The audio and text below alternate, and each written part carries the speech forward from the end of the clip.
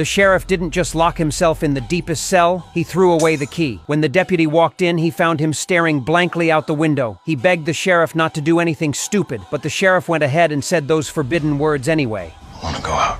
Because no one who'd ever said them had lived to tell the tale. You see, in this future world, humanity had been driven underground. Down here, there was one ironclad rule. Anyone who said, "I want to go out," would be forcibly sent to the surface to perform cleaning duties. But everyone who went topside ended up dead, poisoned by the toxic wasteland above. Still, the sheriff said those forbidden words without hesitation. His wife Allison's mysterious death 3 years ago had left him with nothing to lose. That day, Allison had stood up in the cafeteria and shouted that the outside world was actually full of green grass and blue skies. The ruined wasteland they saw on their screens was a lie. The leaders had doctored the footage to keep everyone trapped down here, forever stripped of any hope of escape. When no one reacted, she shouted those forbidden words. I want to go out!